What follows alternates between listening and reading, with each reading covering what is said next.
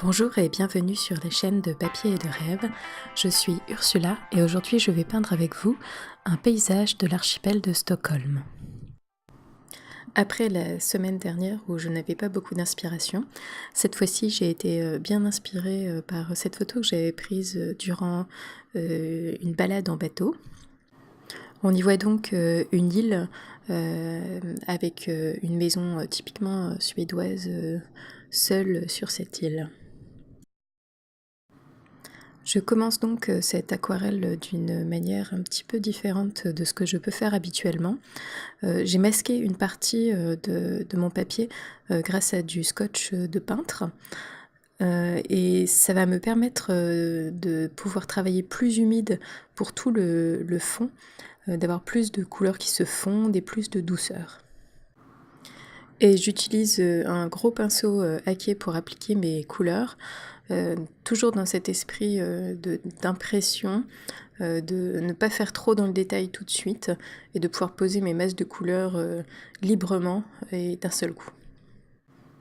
Et sans attendre que cette couche sèche, je peux dès à présent ajouter plus de couleurs, plus de densité dans les couleurs avec un pinceau légèrement plus petit pour un peu plus de précision. Et ça va me permettre de déjà donner un peu de relief à mon paysage. C'est la première fois que j'utilise ce type de masquage, donc avec du scotch de peintre. Habituellement, j'utilise plutôt du fluide de masquage, mais j'avais envie d'essayer cette technique vu que ma maison était avec des lignes droites, donc qui pouvaient très bien correspondre avec du scotch. Et une fois cette couche bien sèche, je peux retirer délicatement le scotch. Ça n'abîme absolument pas le papier et ça me laisse donc toute cette surface blanche totalement vierge de toute peinture.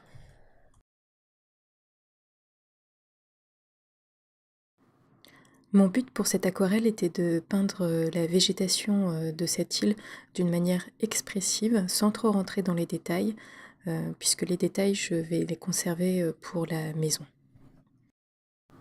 Et donc pour donner cette expression sur ma végétation, j'utilise mon pinceau en le posant à plat, et donc ça crée une forme ovale et pointue qui peut s'apparenter à des arbres.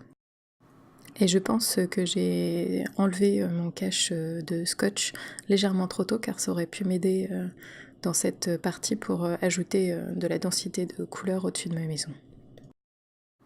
Et donc pour peindre cette végétation, je suis la forme générale de mon image de référence, mais je m'amuse complètement avec les traces que peuvent créer mon pinceau.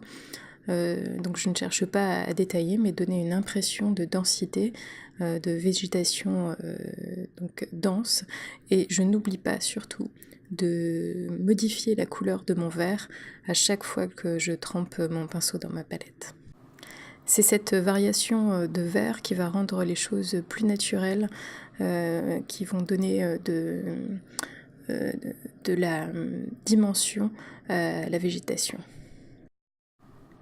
Et dès à présent, dans mon image, on ressent cette végétation, on sent qu'il y a un côté plus dense et plus froid, avec plus d'ombre, donc à droite, et un côté un peu plus lumineux, où les arbres sont peut-être plus jeunes sur la gauche.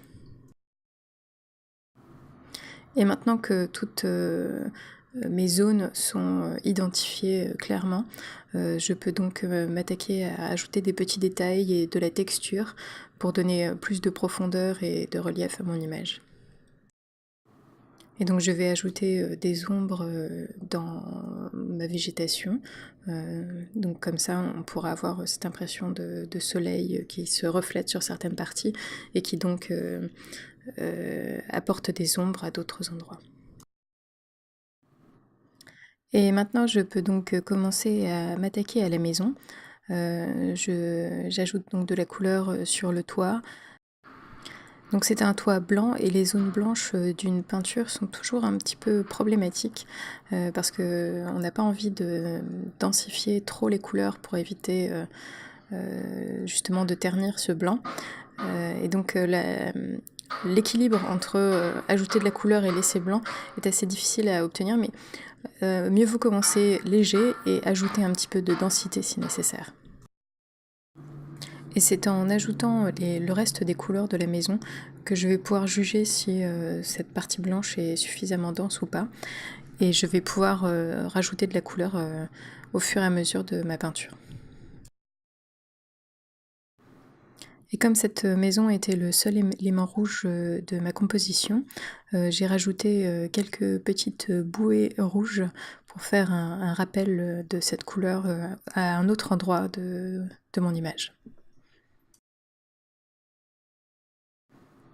J'ai essayé donc de conserver mon image la plus expressive possible, mais j'ai quand même besoin de détails que j'ajoute donc au fur et à mesure. Donc c'est une ombre sur le ponton, ça peut être aussi quelques impressions de briques sur la berge, quelques branches d'arbres, ce genre de choses. Et c'est toujours compliqué pour moi de savoir où m'arrêter dans ces détails et où laisser l'imagination au spectateur. Et ici, par exemple, pour cette zone d'herbe folle, j'ai créé cette texture d'herbe grâce à de l'ocre jaune en densité assez importante et je suis très contente de la texture qu'on ne voit peut-être pas forcément très bien à la caméra, mais qui rend très très très bien en vrai. Faisons un point sur le matériel. J'ai utilisé un Escoda versatile numéro 12, un pinceau haquet très très large et un petit Escoda versatile numéro 2 à sortie longue. Et les couleurs sont le bleu outre-mer de Sennelier,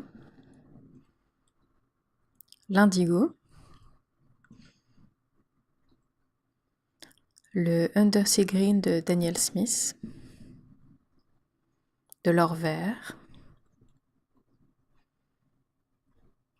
le Verona Gold Ochre de Daniel Smith aussi, et du rouge écarlate brûlé de Quinacridone, de l'orange transparent de Pyrrole, et pour finir du gris de Penne. Et mon papier, comme à mon habitude, de l'Arche en grain torchon en 300 grammes par mètre carré. S'il y a une chose que j'aimerais changer dans cette image, c'est la façon dont j'ai intégré cette maison au reste de la végétation. Je n'ai pas vraiment de solution pour le moment à vous proposer. Il va falloir que je fasse plusieurs tests comme d'habitude. Mais pour l'instant j'ai l'impression qu'elle n'est pas assez intégrée, elle ressort trop et même si les ombres que je rajoute en ce moment aident à l'intégration, je pense que les bords trop francs créés par le scotch sont un problème pour justement cette intégration. Et je dis toujours que je ne vais pas faire trop de détails et quand je revois mes vidéos au moment d'enregistrer la voix, je me rends compte que je fais toujours énormément de détails en fin de compte. Et cette version, cette peinture que vous êtes en train de voir est la deuxième version. J'en ai fait une un peu plus tôt, un peu plus sombre et peut-être un peu plus détaillée aussi. Je n'avais pas utilisé de masquage par exemple pour la maison. Mais je pense que je suis plus satisfaite avec cette image car j'aime la profusion de la végétation et l'atmosphère créée par les couleurs et donc l'ambiance qui s'en dégage. Et cette vidéo est à présent terminée. Merci de l'avoir regardée jusqu'au bout. J'espère qu'elle vous a plu. N'hésitez pas à laisser vos commentaires, je les lis avec plaisir à chaque fois. Et abonnez-vous. À bientôt.